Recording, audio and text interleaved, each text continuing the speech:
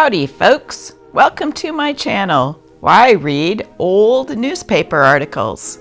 Today we're in 1930s Los Angeles, California.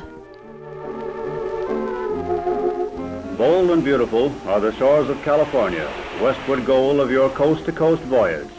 Here the broad Pacific purls and pulses on the sunny frontier of America, a region that harbors between its outward barrier of rock and strand and its far-flung blue mountain ranges the vast natural resources, the fruitful acres, and the million homes of a young and mighty commonwealth. As your voyage from New York by way of Panama nears its end, your first port of call in California is San Diego, southwestern gateway of the United States, where, in local phrase, California began, for here was the first white settlement on our Pacific coast.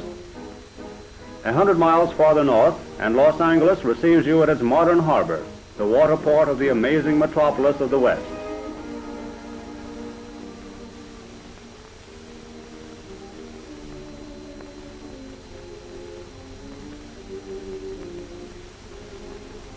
Los Angeles, once a tiny Spanish village, now numbers more than 1.25 million inhabitants. Its area is great. Its public buildings, including the white marble towered City Hall, are many and substantial. Its streets are metropolitan and teem with traffic. And the verdure of its older squares suggests some lotus land of the tropics. And Hollywood, it is part of Los Angeles, you know. Here a colonial mansion may be a studio, guarding a mimic world with foreign-looking streets. Fox Films for this. Or sets like this on the RCA lot, where war is being imitated. In the hills, the homes of featured players tell of the wealth that comes from the pictures.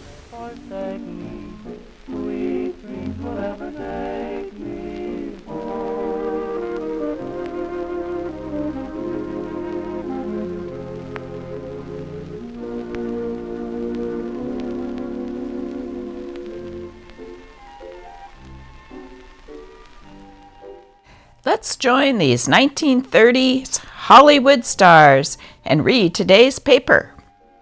The Los Angeles Times, the 9 a.m. edition, dated Thursday morning, March 9th, 1933.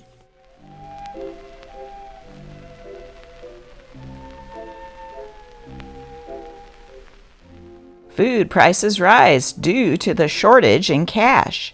Los Angeles food prices yesterday underwent small increases due to the lack of sufficient medium of exchange and decreased purchasing on the part of the public.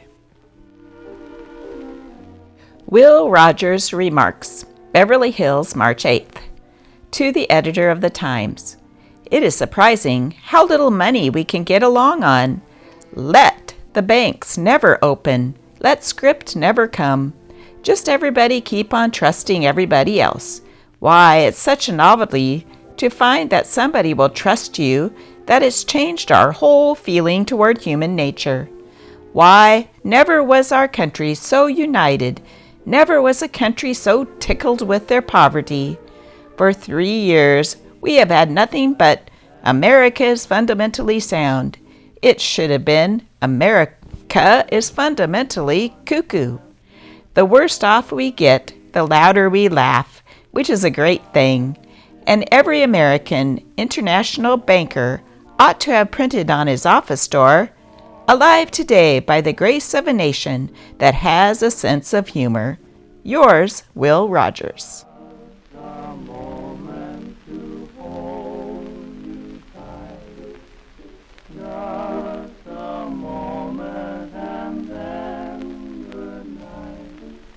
Can keep on dancing with others, romancing. Hey folks, stay tuned to the end of this video and I have a special bonus movie about the life of Will Rogers. I wonder if Babe Ruth's statement that he'd rather quit baseball than accept the trifling sum of $50,000 for 7 months' exercise is going to help the big slugger's popularity. That's a lot of money to sneeze at these days when a lot of folks are hungry and even the most affluent have trouble cashing checks. Maybe Babe isn't getting such good advice. Police fail to miss own stolen car. Long Beach, March 8th. It took the Long Beach Police Department 4 days to realize that an automobile had been stolen from the line of department cars in front of Central Station. Wilshire Police found the abandoned car a few hours after it was bulletined as stolen. The 1930s had gangsters. Glossary of criminal terms: can maker, maker of bombs; Tommy man, machine gun operator; handful, 5-year sentence; broke, escaped; chilled, killed; box screw, bank guard; dummy, detective; hoist, robbery; buy new shoes; jump bail; around the horn, lawful detention on a minor charge; button, policeman. Leaves come tumbling down around my head. Some of them are brown, some are red. Beautiful to see. America's sea strength goes on parade today. For the first time in the modern Navy's history, watchers on shore will be able to witness actual tactical operations of the combat forces.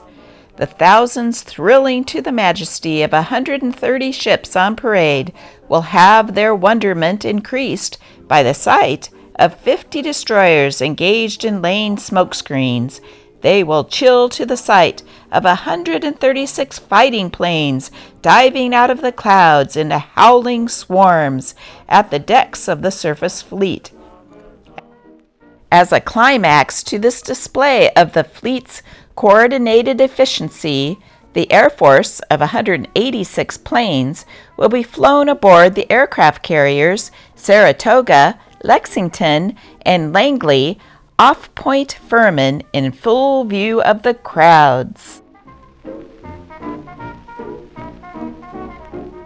Sonny Boy, Los Angeles Times news dog, is the latest addition to Los Angeles business life.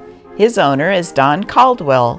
Sonny Boy's business is selling newspapers, and within the last 2 years, he probably has sold more papers than any newsboy in the United States. All one has to do is put a nickel in Sonny Boy's coat pocket and take the Times from his mouth. He is gentle and kindly, but he knows his stuff.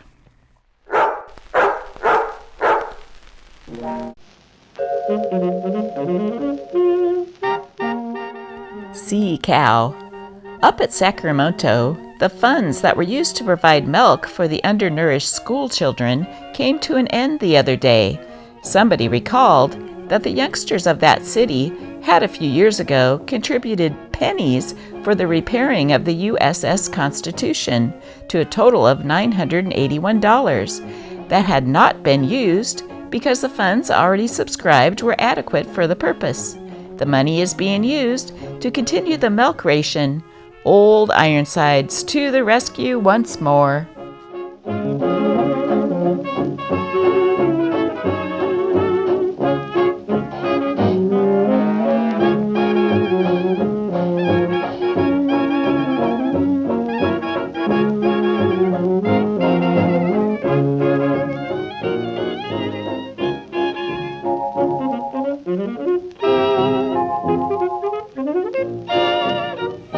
Cowboy Humorist, the story of Will Rogers.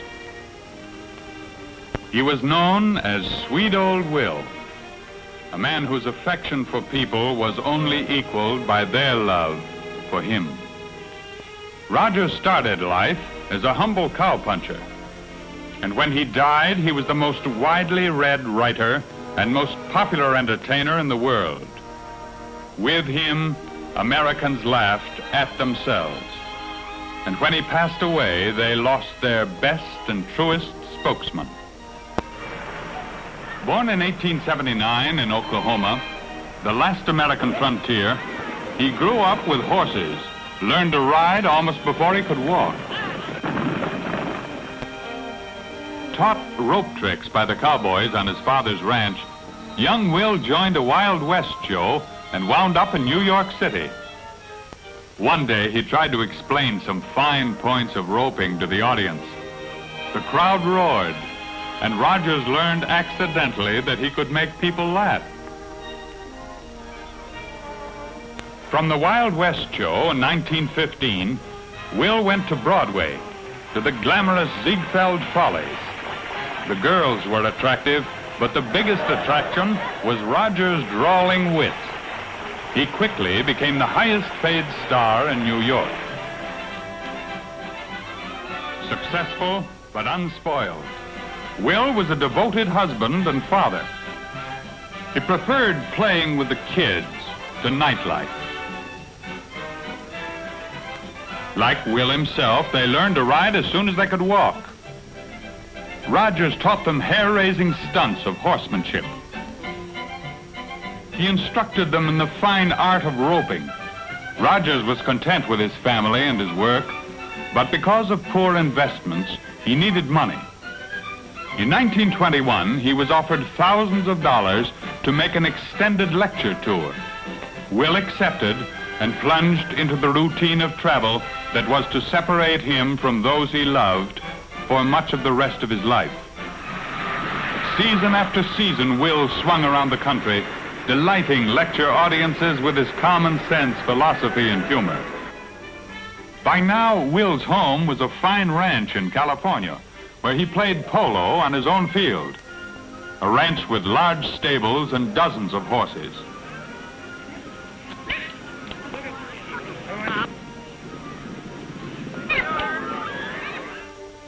He was one of the highest paid and most popular actors in Hollywood, much sought after by visitors.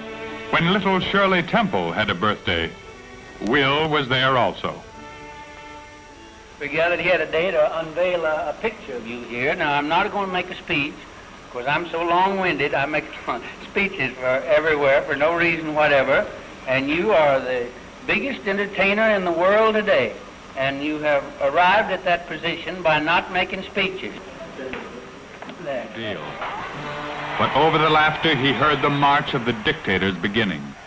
The clouds of World War II were gathering.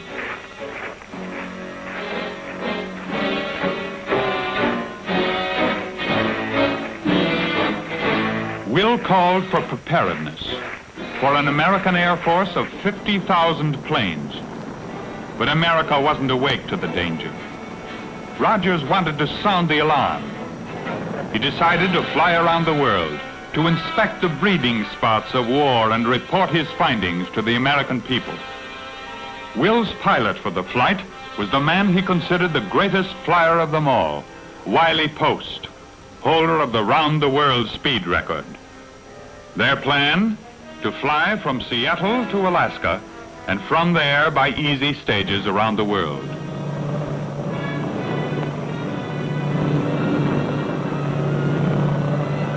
They took off in August of 1935. The world's best pilot and the world's best loved humorist.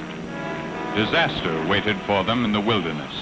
They reached the northern part of Alaska and never came back alive. When Rogers' body was found, there was a smile on his face. As he had lived, so he died. He never met a man he didn't like, and Americans may never meet a man like him again. His friendly humor was unique. There could only be one Will Rogers.